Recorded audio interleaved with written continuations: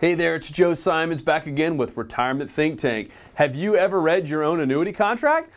I'm guessing that you probably haven't. If you're like most people, according to this article here by Melody Judge and Market Watch, you probably haven't read your annuity contract, and even if you have, you probably don't even understand much of what's in it.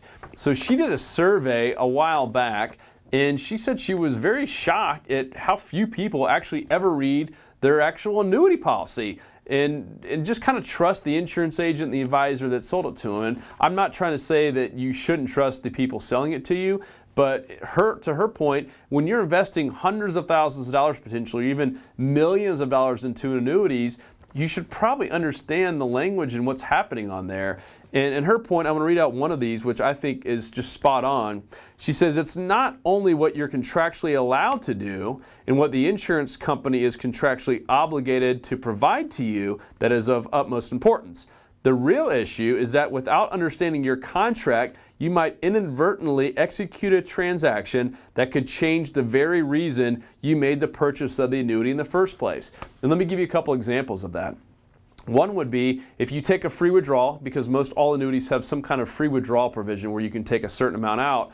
But what they don't tell you, or what the insurance agent might not tell you and explain it perfectly the first time, is that if you take this free withdrawal, then some other bucket over here, like a long-term care benefit or a death benefit or some kind of income benefit where you're getting some kind of lifetime income for the rest of your life, that could be affected by this, sometimes proportionally, sometimes dollar for dollar. I mean, you need to know this little stuff because it can make a huge impact down the road. Some other things could be, your long-term care benefits and different riders that are on there, that if you do take out certain withdrawals or do certain things within your annuity or hold it a certain amount of time, then some things are added, some things go away. So you need to know all that about when you can annuitize and when and how often you can take free withdrawals and what the nursing home benefit and death benefit, all these things look like. Super, super important. So as I mentioned earlier, we're not trying to ever say distrust the people selling it to you, but know that sometimes they're in a hurry or maybe they don't even understand it.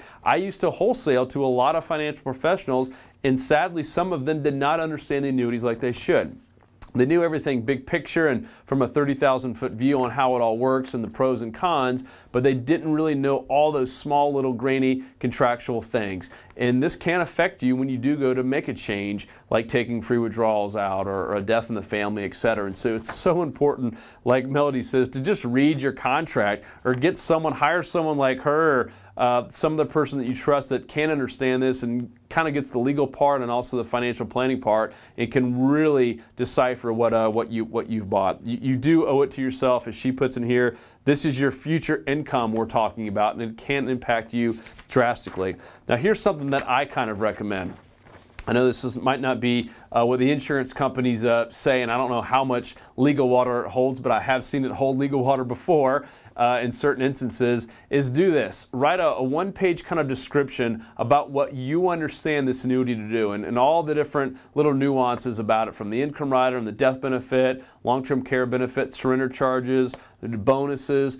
Just write it down in your own words, because no one likes to speak lawyer talk unless you're a lawyer. Write it down in your own words exactly what you think this annuity is supposed to do. Have your agent or your financial professional read it, and then both of you sign off on it. And if he or she won't sign off on it, that means you probably don't understand the annuity that you have, or that he or she misled you, or there's some kind of confusion or miscommunication going on. So I think it's a very fair way. If I was an insurance agent, I would do that all day long. And if you wrote it down exactly how I explained it and that was correct, we should both have no problem signing our names to it. So I would challenge you to do that, especially if you're talking about hundreds and hundreds of thousands of dollars of your own money. Make sure you know what you have and how all the little moving parts can affect you down the road. We'll have more like this coming at Retirement Think Tank.